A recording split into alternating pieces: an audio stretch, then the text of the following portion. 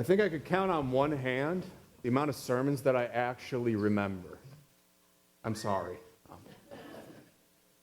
Now, it's not because I haven't heard good ones. I have.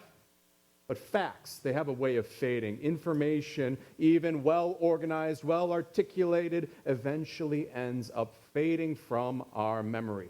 And then we walk out of the sanctuary, you'll shake the pastor's hand, and by Tuesday, if someone asked you what church was about, you'd be like, I don't really remember.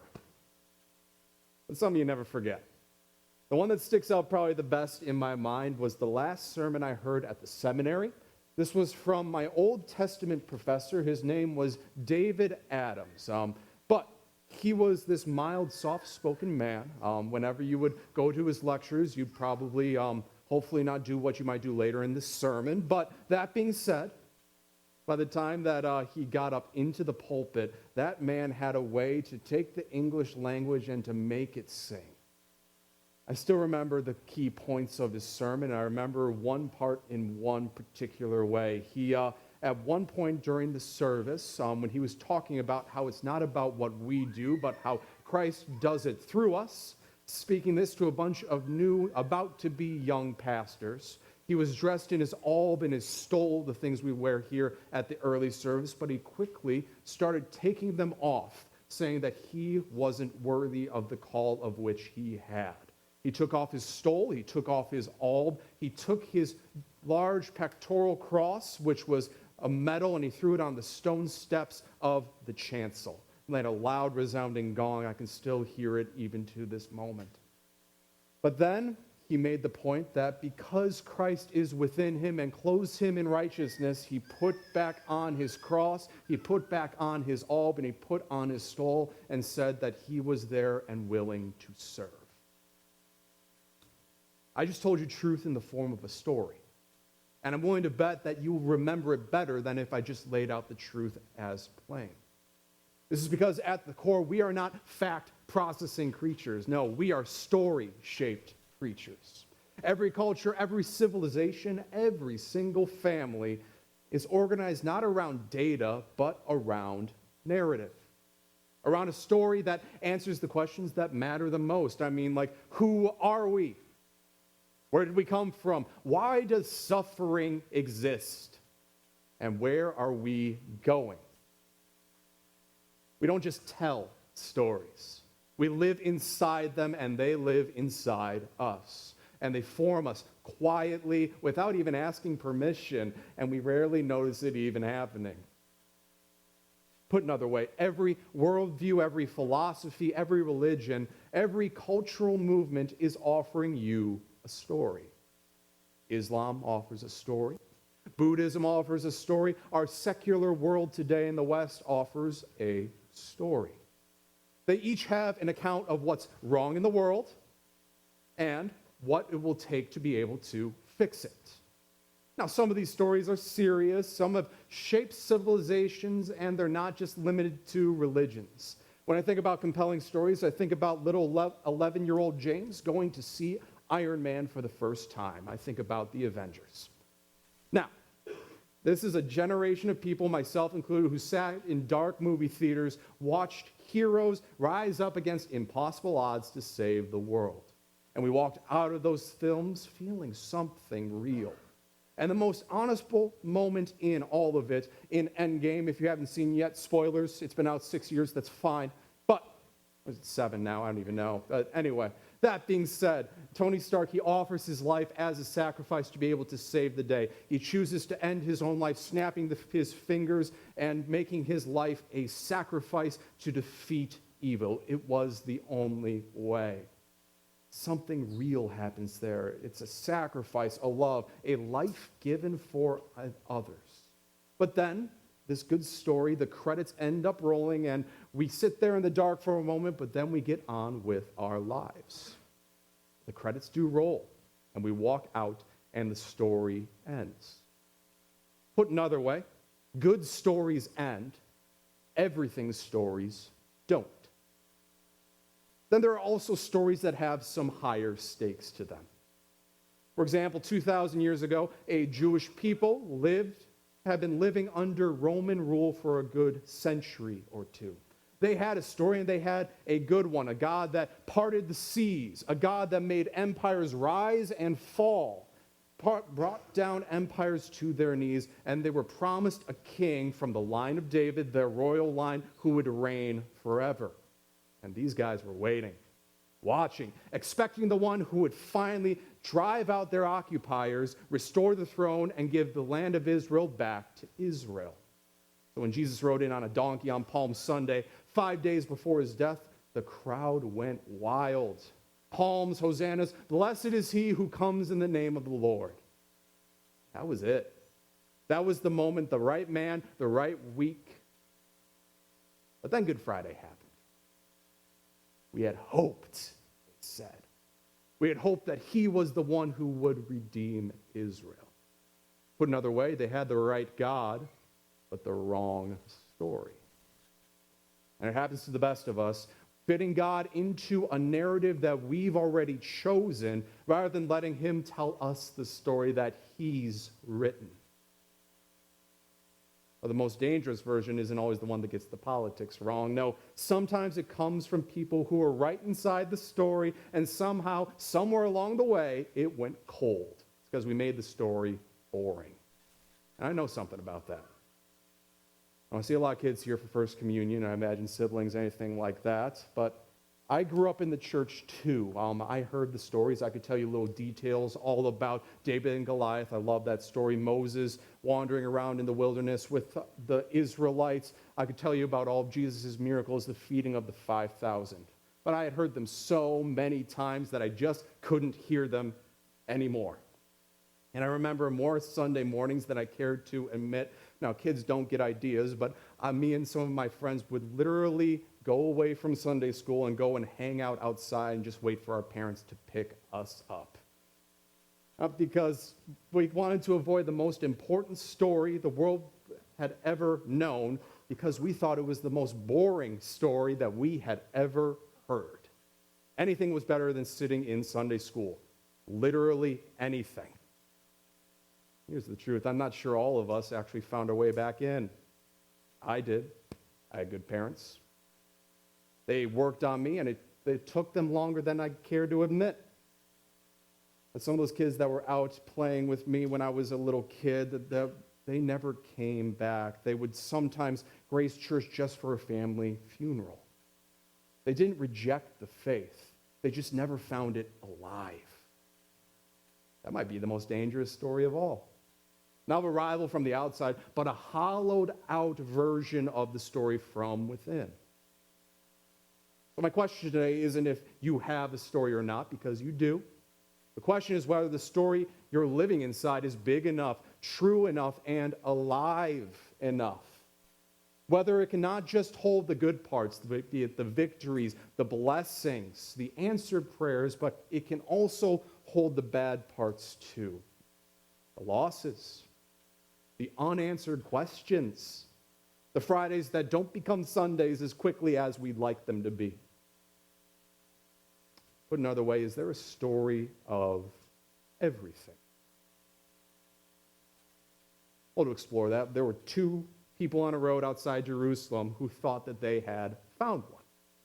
They had given everything to this story, left their lives for it. 5 days ago, they've been in the crowd on Palm Sunday, palms waving, hosannas echoing off the stones. The whole city stirred. They believed that he was the one, the hero the whole story had been waiting for, and then Friday happened. Now it was Sunday.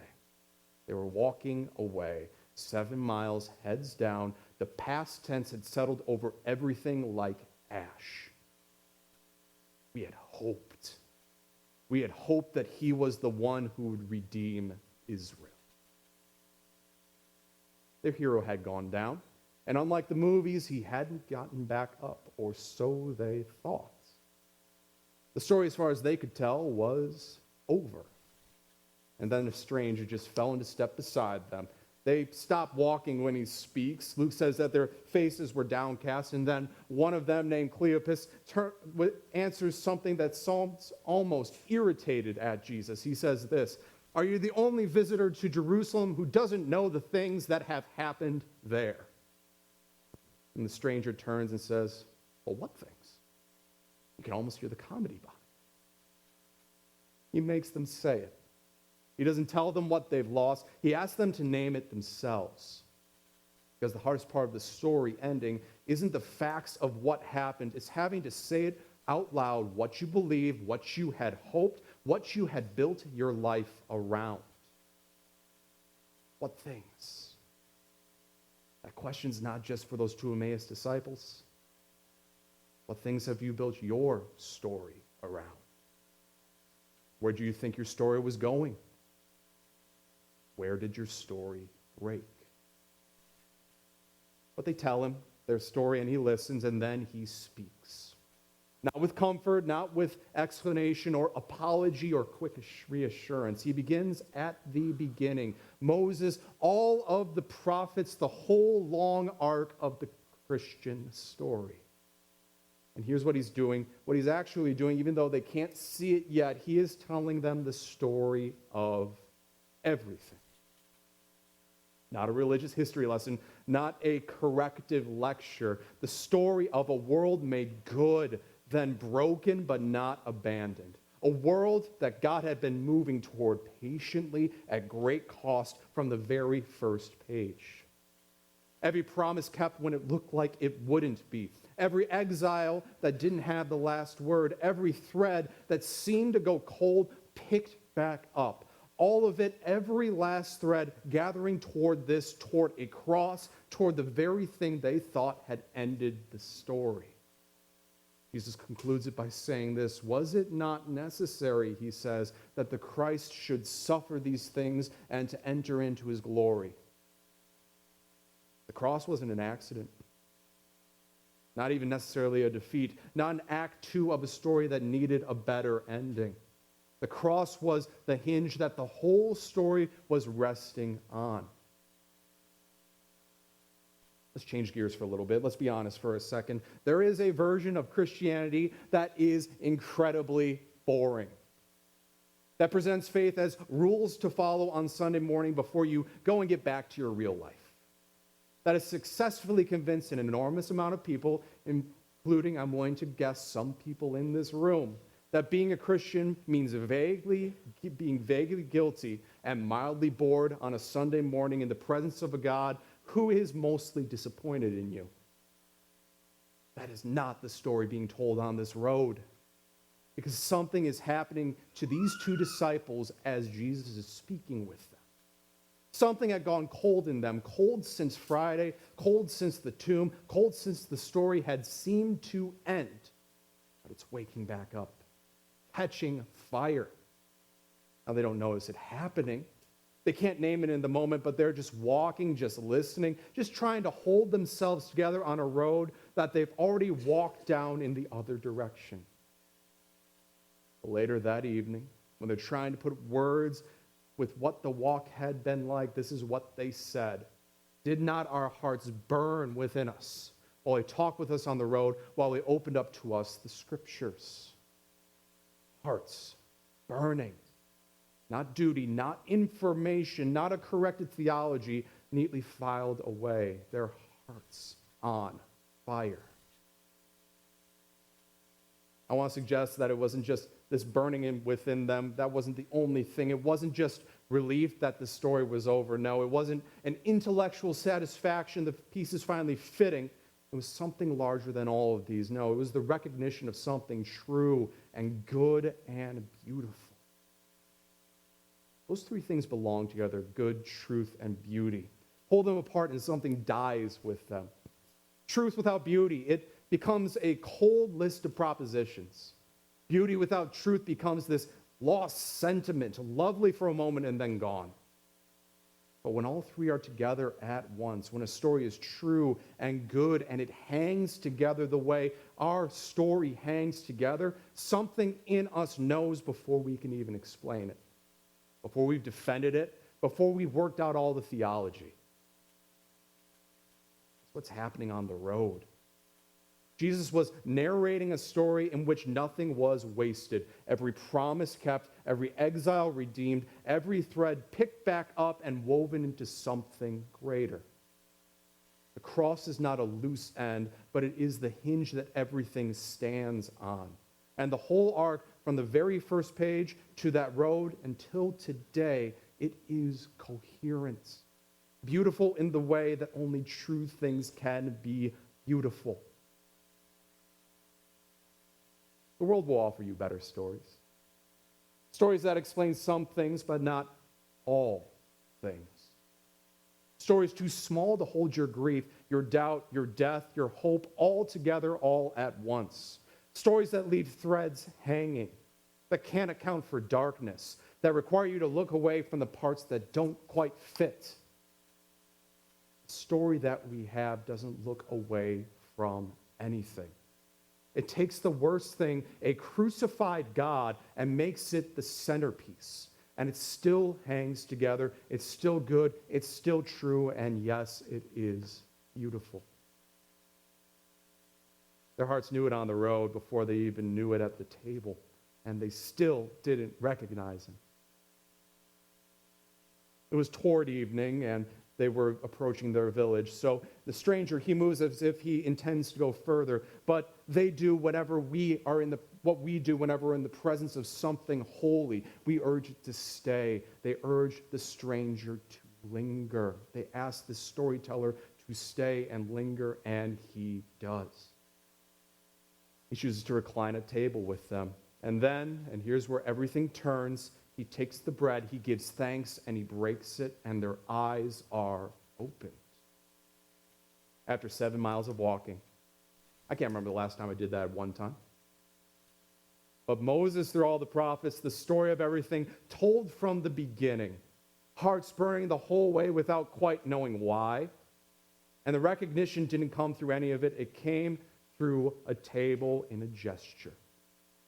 Those same hands, the same giving of thanks, the same breaking, the same Jesus who took bread in an upper room on the night he was betrayed, who took it knowing what was coming, who gave thanks anyway, who broke it and said, "This is my body given for you." Those same hands broke bread at a table in Emmaus. Then two people who had walked 7 miles in the wrong direction finally saw who had been with them the whole time.